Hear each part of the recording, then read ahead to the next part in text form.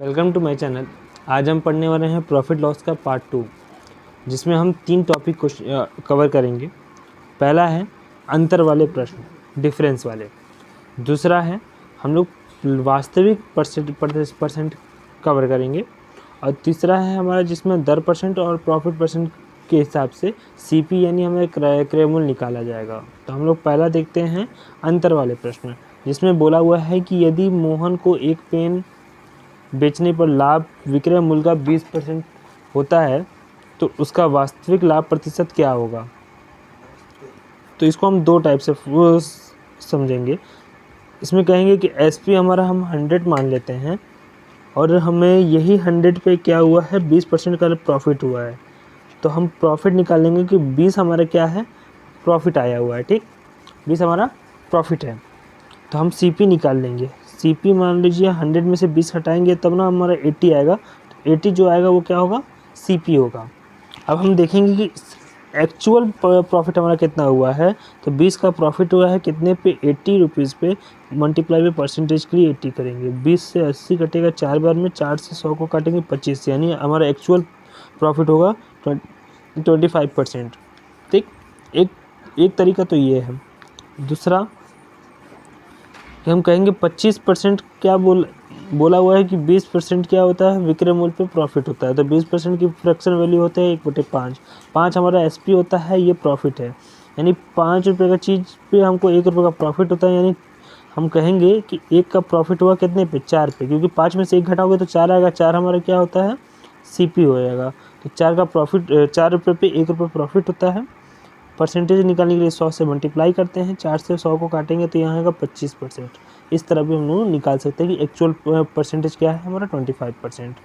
अब आते हैं नेक्स्ट क्वेश्चन दूसरे पे, जिसमें हमें वास्तविक लाभ निकालना होता है। तो इसमें बोल रहा है कि 32 वस्तुओं का विक्रय मूल्य 38 वस्तुओं के लागत मूल्य के बराबर है। तो लाभ प्रतिशत बताइए। 32 वस्तुओं का विक्रय यानी सीपी 38 वस्तुओं के किसके, एसपी सीपी के बराबर है। तो एसपी डिवाइड बाय सीपी यहीं रहेगा, 38 यहीं रहेगा, 32 इसके नीचे आ जाएगा। डिवाइड दे देंगे 2 से 19 बार में, 2 से ये 16 बार में। दोनों का डिफरेंस करना है 3, यानी हमको 3 का प्रॉफिट होगा कितने पे, सीपी कितने हैं, 16 पे, मल्टीप्लाई बाई 100। इसको डिवाइड देंगे तो कितना होगा, 4 से काटेंगे 4 के 16, ये 25 बार में।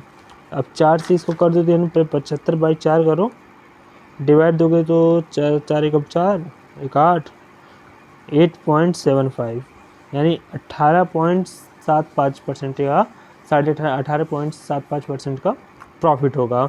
ठीक, अब आते हैं हम तीसरे क्वेश्चन पे, जो हमारा इस टॉपिक का लास्ट क्वेश्चन और मोस्ट इम्पॉर्टेंट क्वेश्चन है।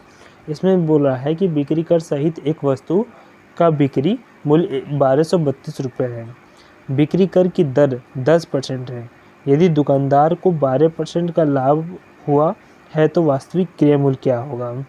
इसको निकालने के लिए हम पहले क्या करेंगे, x को मान लीजिए, यहाँ पर हम लोग लेते हैं कोई भी x ही मान लेते हैं, और x पे कह देते हैं कि 1232 का हमें क्या 10% का वो हो गया है, दर दिए हैं।